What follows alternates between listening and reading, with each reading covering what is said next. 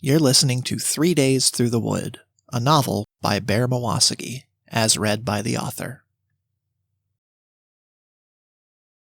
Chapter 11. Dance Me 'Neath the Fleeting Moon.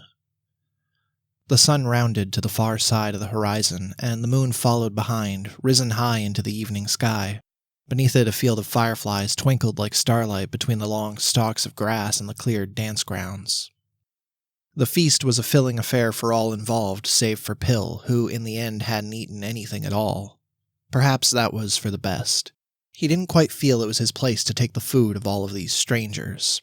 And as the music started over the field, and the young and old alike all found their way to the dance grounds, he found he was unhindered by the weight of a good meal like so many of the others were. The stag had drunk himself into a stupor, rallying his little remaining cognition just enough to stamp his foot lazily in rhythm.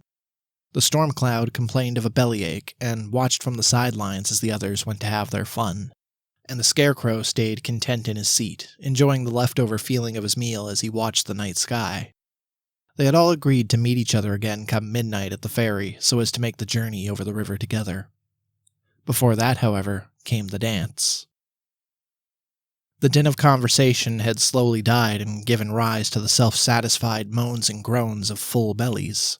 Many had opened their coats, prying room for themselves to breathe, and in a few cases even tried to discreetly open the top button of their trousers.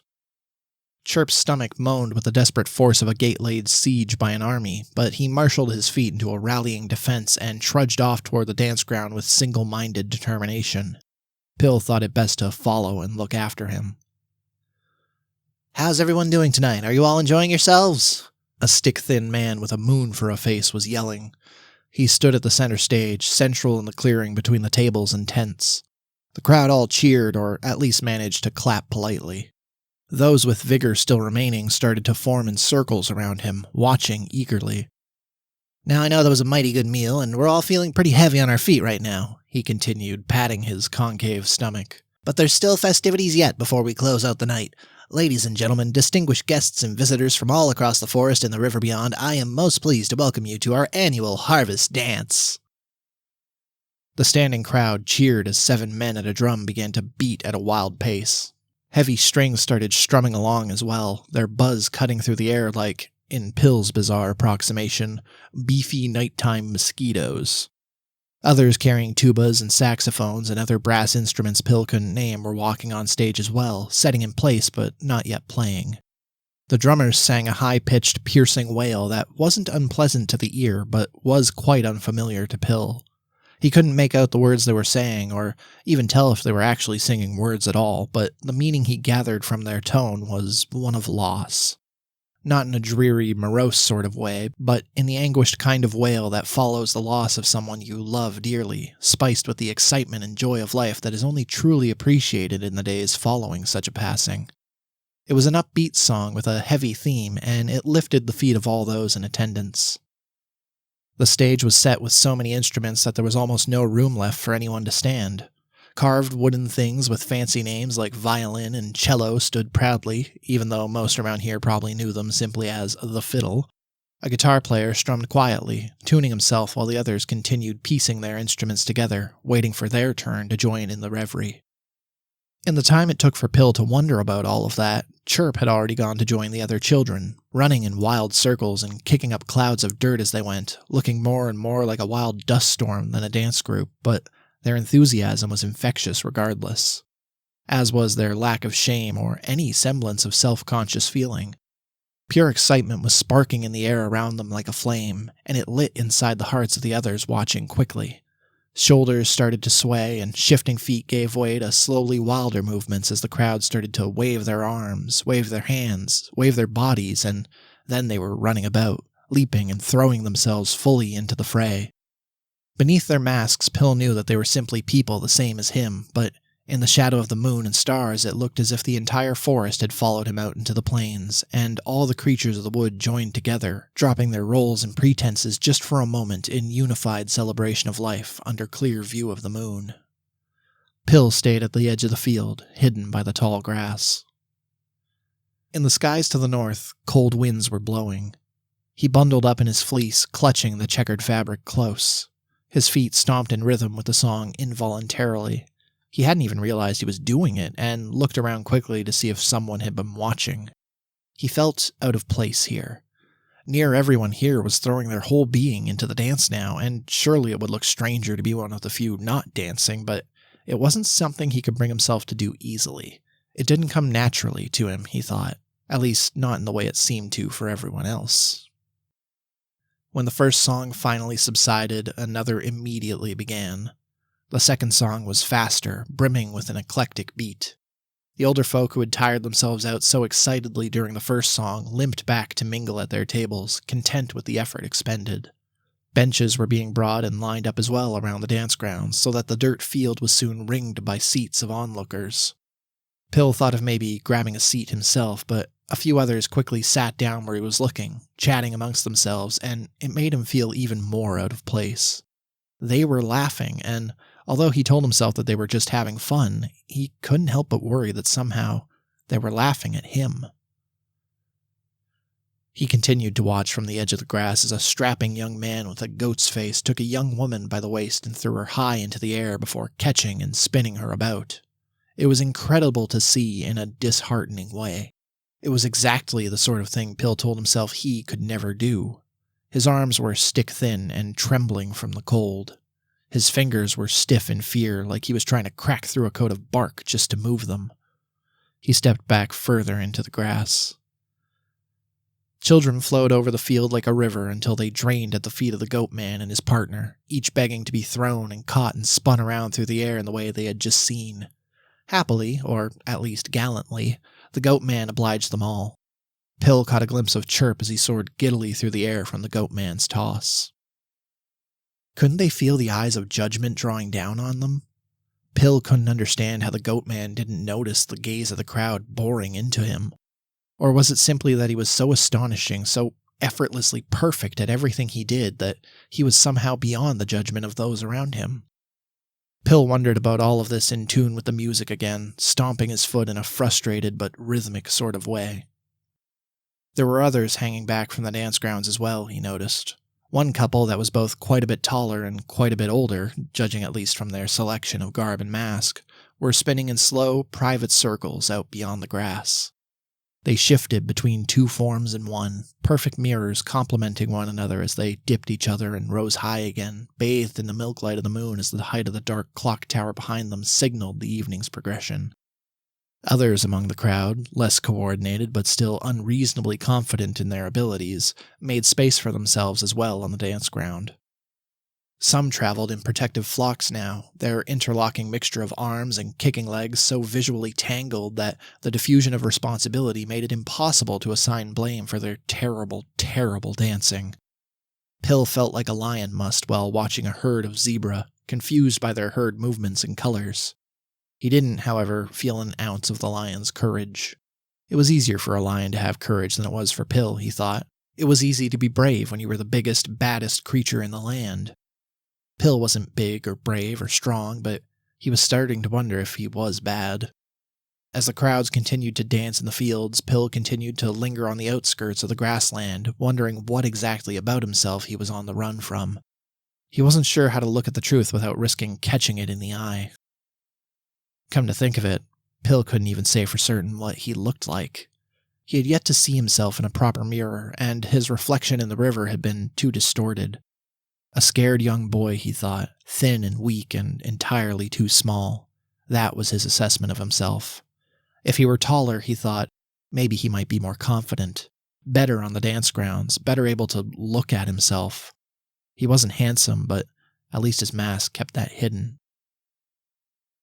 3 more songs played as Pill lingered at the edge of the field. They were each as fast as the others, even as the pace of the dancers began to slow. Reading the crowd, the band decided that the 4th song would be a slow one. That seemed to be the rhythm of the night. The crowd would test the waters with the first song, find their pace with the second, and finally dance with confidence on the third, only to be brought crashing against the shores of the 4th as they scrambled to find partners to dance with. It was strange, the mix of instruments being played. The deep dirge of a cello began to strum alongside the beating drum, and then subsided to the rising tide of a siren's song. That's what Pill thought of her as, anyway. The woman who stepped onto the center stage pierced the night air with a hauntingly clear voice. Her seashelled hair and coral-wrapped mask earned her her nickname. The herd began to part, with the sick and the lame separating themselves off of the grounds and over onto the benches. Every second stalk of grass soon seemed to be hiding nervous young men and women, which made it harder for Pill to hide himself. The really tricky part was appearing casual about it. He supposed he could just dive into the forest and wallow in some mud far from sight, but he had a ferry to catch later, so that simply wouldn't do. He was too afraid to move from where he was standing, even as others started to stand around him. What if they noticed he was trying to hide? He stood paralyzed, his arms crossed, hoping to hide his hands shaking from both cold and fear. He hoped at least that his posture would make him look confident if closed off, as if he chose to stand on the sidelines rather than simply having found himself there. Somehow, it worked. The young woman who emerged from the tall grass was a portrait painted in moonlight. Her hands trembled with the same nervous and fluttery energy as Pill, but while he was a thin and sickly scarecrow with a paper plate face, she was the wildwood herself. Her hair flowed like an autumn river, brown swimming into orange with splashes of red. Her face was concealed by a mask of bark, and her tanned skin and green gown gave her the look of a tree coated in moss. She was a vision of nature, a gift from the forest, and she had come for him. "Do you want to dance?" she asked nervously. Why is she nervous? Pill thought. I'm lucky she's even talking to me. Where words failed him, his body managed to answer, and he nodded dumbly. His hand reached out for hers before his nerves could tell him to stop. Where had he ever earned that sort of confidence? That was a mistake, he thought, sweat beating suddenly beneath his mask. He wondered if she would notice how his hand was clammy. I don't know how to dance. But maybe she didn't either. Would that make things less embarrassing or more? It was hard to say. Leading each other by the hand, they stepped into the center dance grounds. He couldn't tell who was trembling more. Others began to follow, emerging from the fields like crows scared off by the straw men. They flocked about and began to bounce between each other as everyone slowly coupled together, bound by forces none could understand nor were willing to fight. Soon the field was a sea of midnight silhouettes beneath the stars.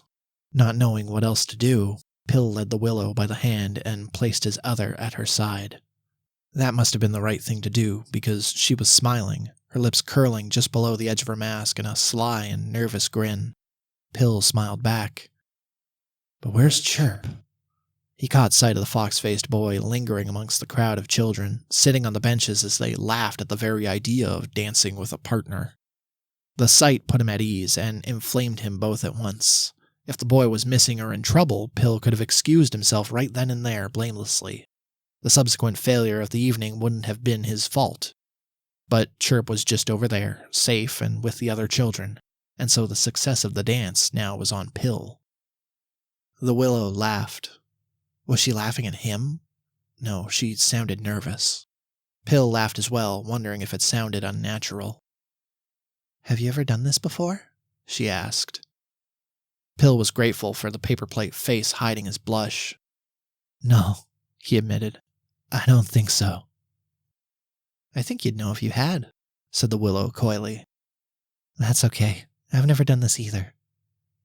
Pill's heart was beating so rapidly it could have cued the band's next song. He wondered if he might have been grateful for that.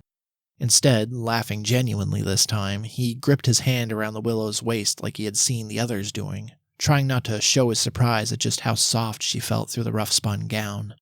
They swayed in lazy circles through the field, like the figures atop a music box, in time with the many other couplings doing the same. When he gripped her tight, she gripped him back, pulling them so closely together that he worried she might overhear his thoughts. The wind of the willow was on his neck as she softly exhaled. Could she feel him as well? He stopped breathing, trying to stay stoic, but eventually compromised with short breaths when that plan proved unfeasible. After a long inhale, he wondered if she thought he was smelling her hair. Maybe he should breathe through his mouth instead. Would that be weirder? Could she hear that? He didn't have much height on her, but what he did have was enough for her to nestle her head into his neck, and he relished at the sudden jolt of excitement it brought him. It was a new feeling, comforting and warm. It was a presence he had never known before, and Pill had never cared much for the cold. The song passed by in an eternity and an instant. Just as he realized he never wanted to let go, the brass began to play again. A heavy oom-pa-pa was rounding the rowdiest of the crowd back onto the grounds. Many of the adults and elderly who had rested from their heavy meals and their first round of dancing were now rejuvenated, and their tired bones rattled in time with the sound of the drums, dragging them back toward the grounds. Smiling meekly at the song concluded, the willow pulled away. Pill followed after her. She didn't look surprised when he sat down beside her on the outskirts of the tall grass. They were at the far end of the field, far from the music and bustle, but still in the soft edge of the crowd. Pill could hear his thoughts a little clearer now. "So," he said, trying to translate his fluttering excitement into words. His heart was racing in a happy and excited kind of way. He had never done that dancing with anyone before, he knew, and already he was eager to try it again. 3 songs until the next dance if the pattern keeps, he thought to himself. "You come here often?" He could have slapped himself. "Really? That's the best line you can come up with?" The willow laughed, not impolitely, but with good-hearted cheer.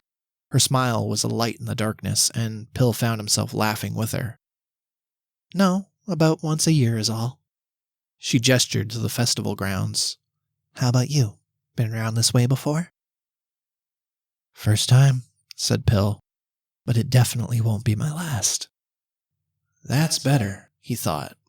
A smile found its way onto his face, and he lifted his mask just enough so that she could see it. "Even better. You're not bad at this, just hold it together." That was a tall order whenever she looked over his way, however. Even knelt amidst the dirt and grass, her rough-spun gown coated in dust, he could still feel the electric tingle in the air radiating from her. His insides were growing warm and mushy. "Just don't throw up." "Do you live around here?" he asked. "No, I'm just visiting," said the willow. "I had some people I was hoping to see, but, well," she gestured to their masks. "That's the trouble, isn't it? But if it's tradition, it's probably for the best." Pill couldn't help but feel a twinge of jealousy for whoever these unknown people were, these strangers who would see her face in full. Whoever they are, he thought, surely they were better company than him. He could already picture their perfect, smiling faces, tall and muscular, dressed in finery instead of old fleece, speaking with the unknowable ease of that other species of folk who somehow know all the right things to say and all the best ways to say them. "I wouldn't have run into you otherwise," the willow continued. "Yeah, that probably worked out for me," said Pill. "It's easier meeting people when they don't have to see your face." "Smooth. Either she sees now how much you pity yourself, or she thinks you just insulted her. Real great either way." "I know what you mean," said the willow, smiling.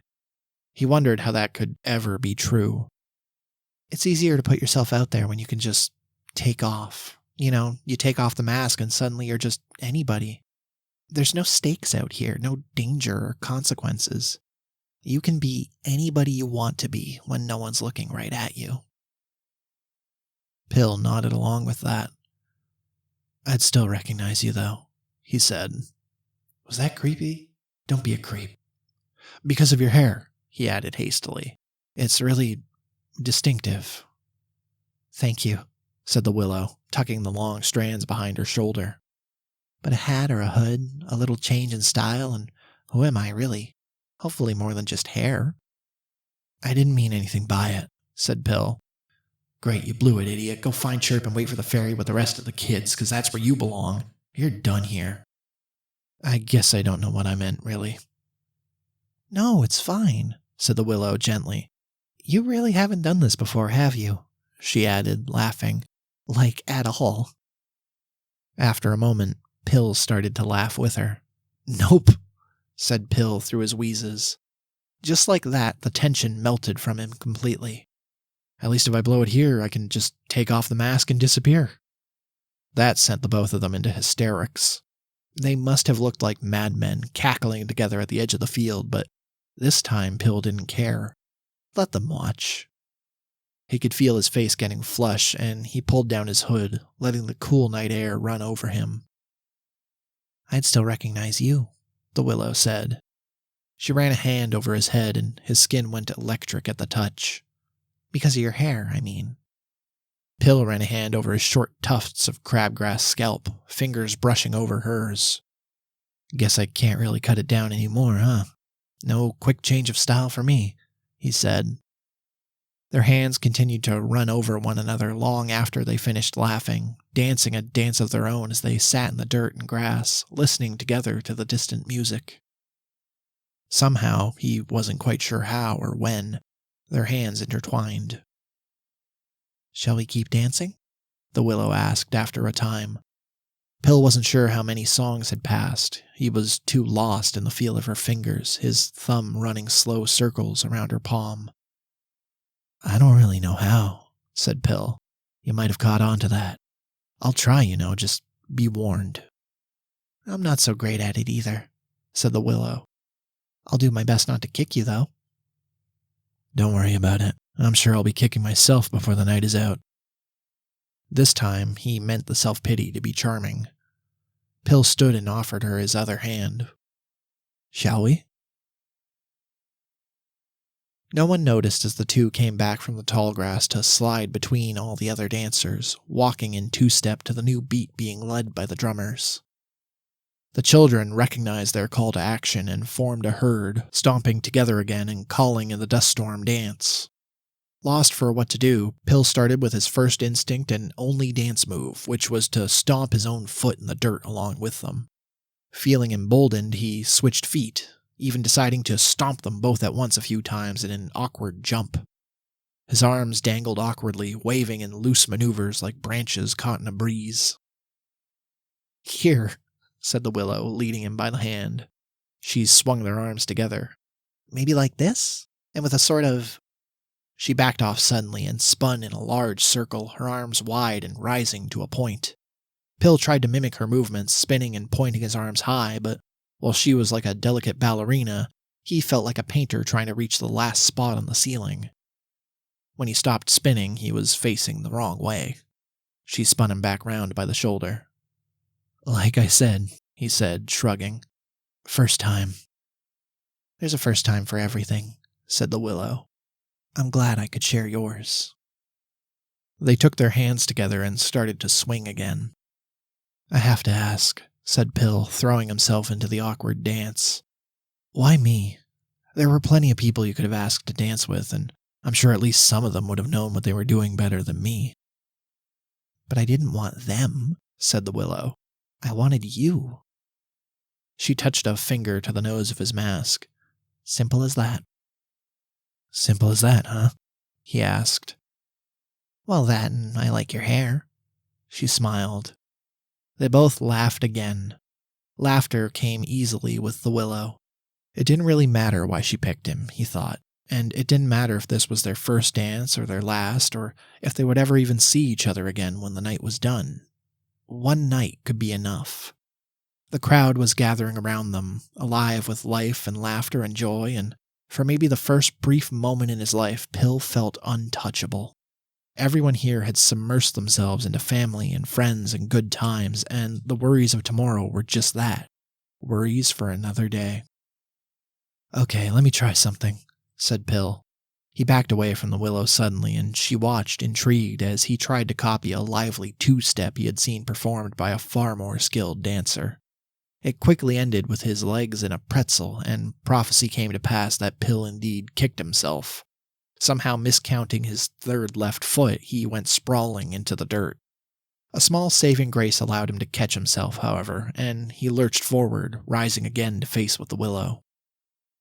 "That was very unique," she said, her arms wide in praise. "Let me give it a try." While Pill had twisted himself into a sailor's knot, the willow was more like a delicate bow, and when she tripped forward it was with almost definite intent. She fell low and rose high like a bird in flight, arms spread like wings, and then Pill was doing it again beside her. They both fell and rose until their heads started to go dizzy, and they fell to each other for support. But then the music was speeding up, and they couldn't just stop. With the brass blaring, the drums pounding, and the fiddle looking ready to just about catch fire, Pill threw himself again into the dance, not caring what he looked like, not caring about anyone else but himself and the willow. She looked just as feverishly enthusiastic as he was as they both spun in place, gripping each other by their hands for dear life. When the song finally got slower, they stopped spinning quite so fast, and then they were closer, holding tightly to one another, dancing around their center like the sun and moon over the earth. The right moment can last a lifetime, and when it comes to an end, we're left to clutch at the embers of memory, those feelings burning in our hearts and driving us forward in search again of that singular bliss. Pill and the willow held each other close for the length of the song, and this time he didn't worry about the placement of his hands or the spacing of his breath, instead just letting the moment be what it was. Everything was right with the world. When the willow leaned into him, he leaned in as well, and when he breathed and caught the sharp scent of fruit and straw and other warm and familiar things in her hair, he didn't hide. He could feel the sweat beading under his mask, and he lifted it a little more, just enough to breathe, his free hand rising and falling down the small of her back as he did so. Maybe she thought he was making a move. Maybe he was. Maybe that was exactly what he always meant to do. In the open field, in the light of the moon, and in a place that was both the center of the crowd and the heart of their own private world, the two of them kissed. Pill's heart was alive. After that song ended, they stumbled together to the edge of the far grass and fell flat on their backs. Pill wiped a hand under his mask at the sweat gathering over his brow, wiping it hastily on his jacket. He almost felt awkward about it before he saw the willow was doing the same. When they caught each other, they smiled. As all perfect moments do, this one eventually too reached its end. When their time to part came, it was with the implicit understanding that they would not see each other again. They joked, sure, about spotting one another by their hair, by their smile, by the taste of their lips, but this moment was like a flame, made special not because it lasts, but because of how bright it burned. She vanished back into the crowd when the dance was done, smiling as the night came to an end and disappearing into the same far-off place she had come from. Pill didn't chase after her. He knew better than to hold those special times and people too close to your heart, lest you grip so tightly that they die in your arms. Soon, Chirp was back at his side, telling Pill about all the people he had met and all the dance moves he'd invented that night and how much fun the whole evening was and how delicious the food had been. How great it would be that soon they would be out together on the ferry, crossing the river where the crowds were heading now. His mom would be there, he knew, waiting for him at the other side of the river. Pill held tight to his hand as he walked, tight enough to keep the boy with him, tight enough to hold on to the memory of that moment, but with the understanding that soon he would need to let him go.